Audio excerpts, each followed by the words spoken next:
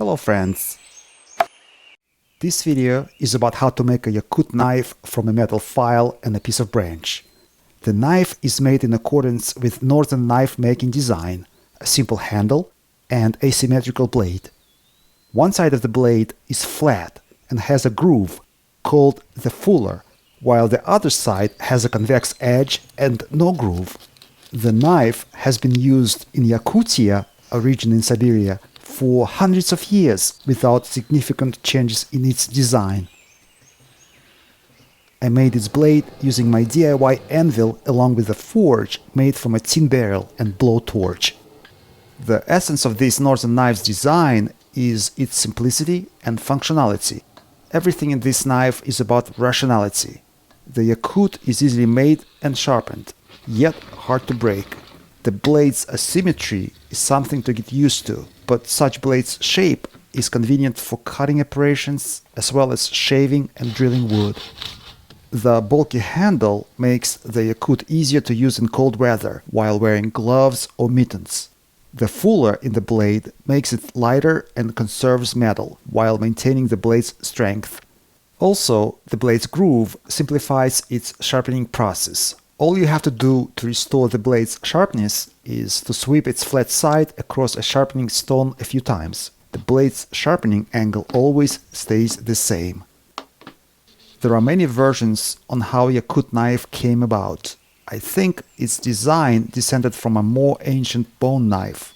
Imagine, when you struggle for survival every day in the extreme northern climate, you simply wouldn't have time to make a symmetrical blade from a large bone. You will just take a thick bone, split it and sharpen one side of it against a flat rock. Making any other blade shapes from a bone would make the knife weaker.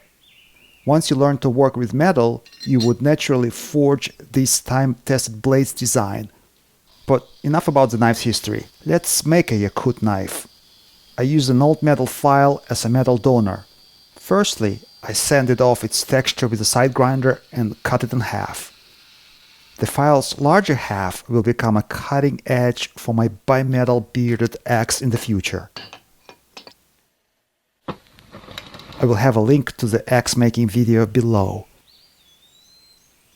Welding a rod to the smaller file's half makes the whole process easier. I heated the crude blade in my new DIY propane forge made of a tin barrel and a blowtorch. The new forge is a lot more powerful than the old one made of a tin can.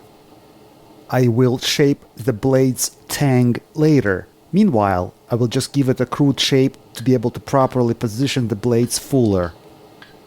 Next, I will hammer one side of the blade with its cutting edge positioned away from me.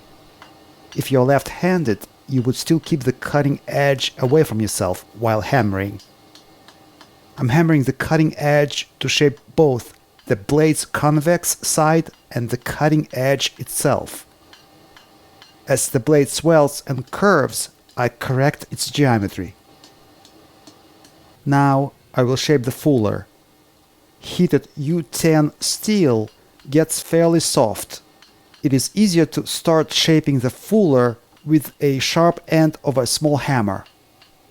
Once you have a crude groove, you can use this simple shaping tool and a heavier hammer for a more precise fuller positioning. If you don't have an assistant like me, you can use this old trick to hold the rod attached to the blade with your legs while forging.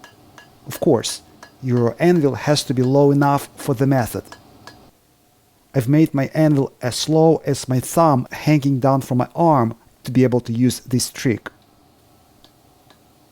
As you can see, there is nothing difficult in shaping hot metal. The whole process is simple and intuitive. I decided to shape the tang using a traditional method, but it can also be shaped with a side grinder later.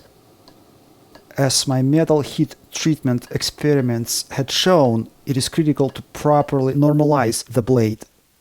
I did it by heating and then slowly cooling it to room temperature for about 6 hours. The process reduces internal metal stresses and hardness while increasing its ductility. Before the blade's tempering, I shaped and only partially sharpened its cutting edge to prevent microcracks. Admittedly, once the blade is hardened, it is more difficult to sharpen it, but it is better to play it safe and keep the cutting edge dull for now. My forge was still hot as I just finished working on my bimetal bearded axe. So I heated up the Yakut's blade to about 750 Celsius, 1400 Fahrenheit, and submerged it into room temperature oil. Note: for selective tempering, I slowly submerged the blade's cutting edge into oil to give it more hardness. This way, the knife's cutting edge becomes harder and will keep its sharpness longer, while the blade's spine stays softer and fairly flexible. The blade can easily score this bottle because its cutting edge is in the high 50s of the Rockwell range. The sound is clear, which means there are no internal cracks and we can move on to the next test.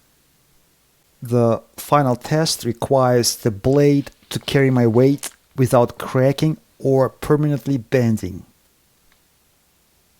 My 3mm 1/8 of an inch blade has passed my quality control without cracking or losing its geometry, and we can move on to making a handle for it. In my previous video about using a fishing line made from a plastic bottle to catch trout, I promised to make a knife's handle from this green rotted branch. I will try 2 different resins on 2 different workpieces. I stabilized one blank with a thermosetting polymer called Egorov 90.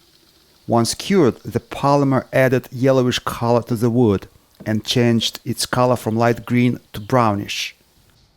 While applying vacuum and squeezing out air bubbles from the blank's pores, the rotted wood barely consumes the polymer.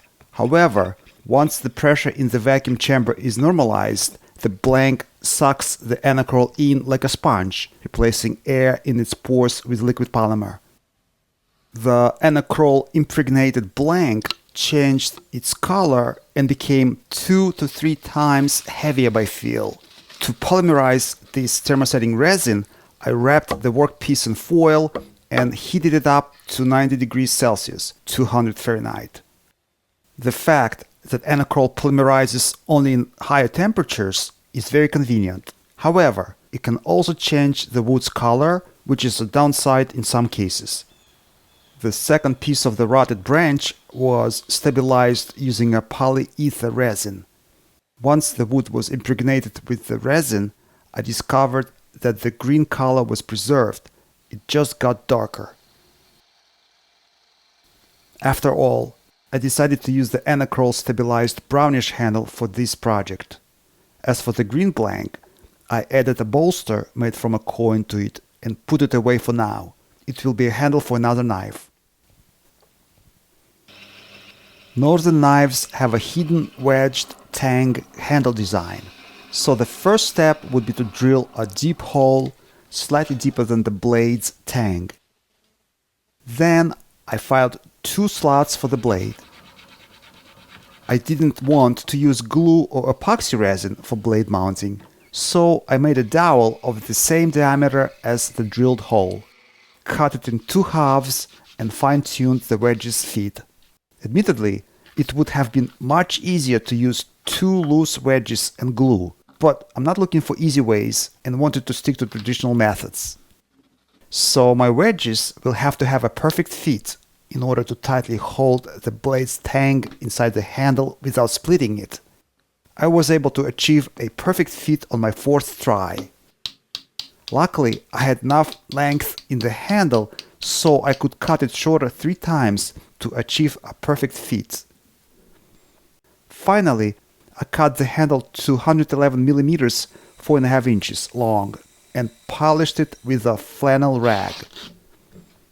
The stabilized handle was easily polished and shines a nice gloss. Unfortunately, it is hard to describe the tactile sensation you experience while holding this primitive knife. It feels so good in your palm, you don't want to let it go. If you liked this video, Perhaps you could share it with your friends. Let good people watch good videos. This is Max Egorov, St. Petersburg, Russia. And a final note. I only produce 1 or 2 videos max a month, and if you don't want to miss new content like this, you can click on the bell reminder for notifications.